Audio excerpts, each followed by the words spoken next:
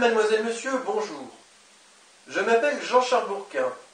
Je suis lanceur d'alerte depuis 11 ans concernant différents types d'intrusions extraterrestres malveillantes. Le groupe extraterrestre que je dénonce en premier est en lien direct avec la religion chrétienne.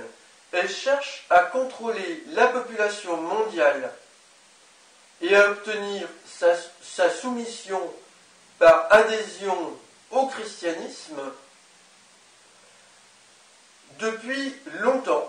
Et il se manifeste par toutes sortes de signes, notamment des crop circles, des dessins réalisés dans les champs cultivés avec des technologies inconnues, particulièrement nombreux depuis plusieurs dizaines d'années au Royaume-Uni. Ces dessins font intentionnellement allusion au christianisme avec des représentations d'églises, de croix de Jésus-Christ, des rosaces de cathédrales et assez récemment à Reigate, le portrait d'un être gris en figure christique auréolé de 14 plumes à Reigate Hill près de Londres en 2016. Il s'agit, je pense, là, du signe très fort de la présence du nouveau Messie attendu par les chrétiens qui, je le rappelle, dans l'Apocalypse de Jean, chapitre 19, verset 11 et suivant, vient du ciel avec une armée céleste. On a ici une allusion potentielle à des extraterrestres et c'est ce qui se produit maintenant. Et leur chef, donc, un être gris, a la même âme que Jésus. Et j'affirme que Jésus a collaboré pour le compte de ces extraterrestres et par là même a trahi la vraie divinité, la source divine, qui ne doit pas être confondue avec le Dieu des chrétiens, qui est un faux Dieu. Voilà en résumé ce qui se passe et toutes les personnes qui apportent leur soutien à ces menaces génèrent des potentialités de drame. Ce sont en quelque sorte les lois de notre univers qui fonctionnent par défaut. Et cela est juste.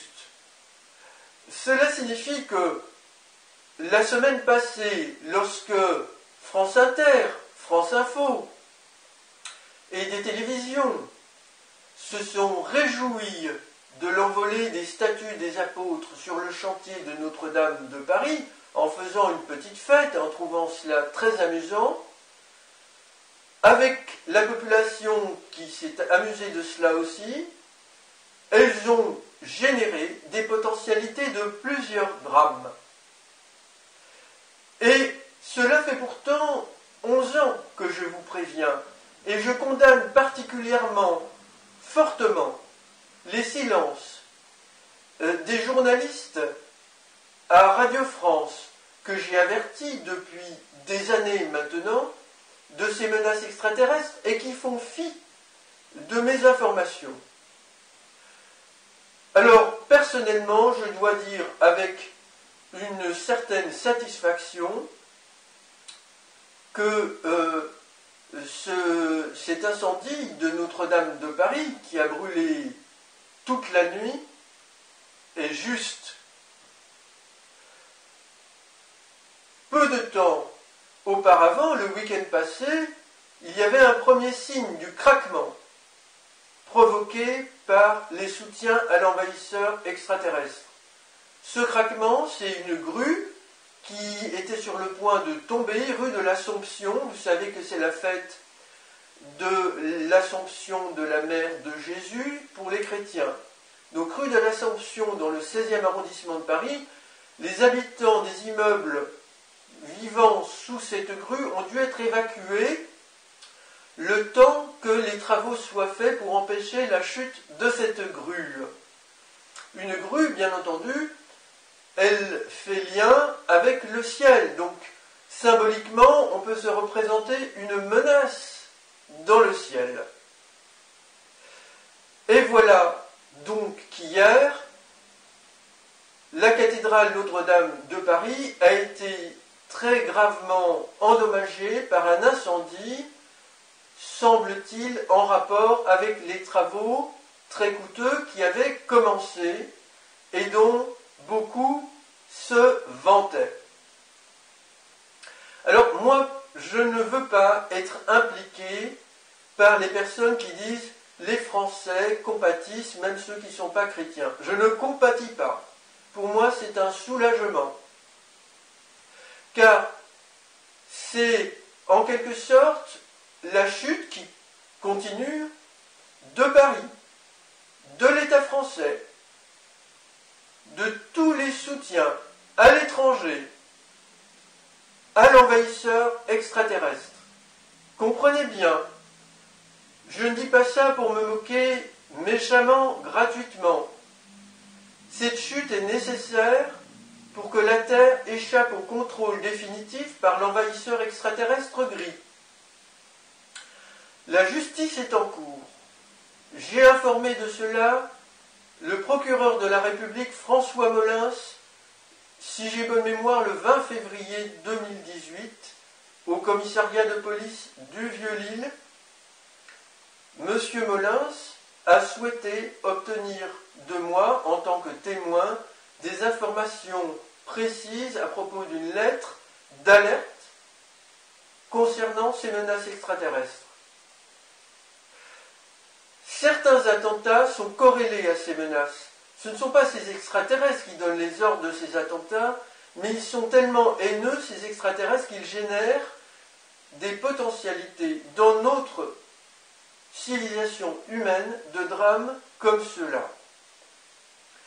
Donc, rompre avec Jésus, rompre avec le christianisme, ne pas soutenir la reconstruction de ce bâtiment Notre-Dame de Paris, comme d'autres bâtiments chrétiens, et s'opposer à l'envahisseur extraterrestre, et même aussi à la conquête spatiale, c'est aider l'humanité face à ces menaces extraterrestres. Je rappelle que des personnes sont enlevées par ces extraterrestres, des animaux de bétail sont mutilés atrocement. Ce sont vraiment des êtres qui ont un esprit comme les nazis. Ils ne me respectent pas depuis que je m'oppose à eux depuis 2008, tandis que je les avais servis généreusement, puis que je les ai dénoncés comme des imposteurs.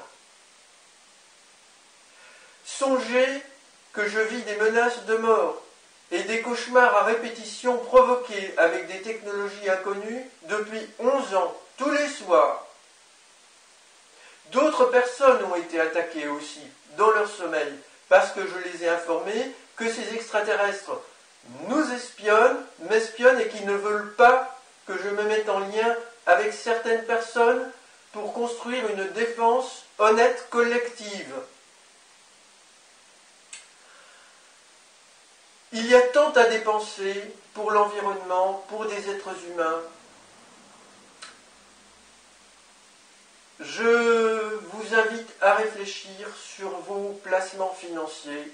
Personnellement, je ne rebâtirai pas Notre-Dame de Paris.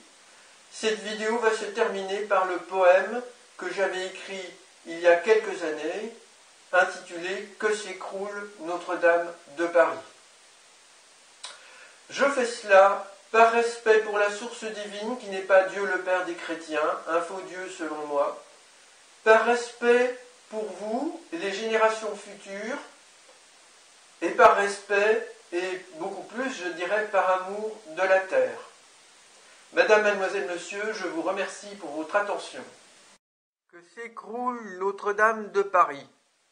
Quel merveilleux jardin en plein cœur de Paris. Un carré de verdure où nichent les oiseaux, espace de repos où font halte les badauds.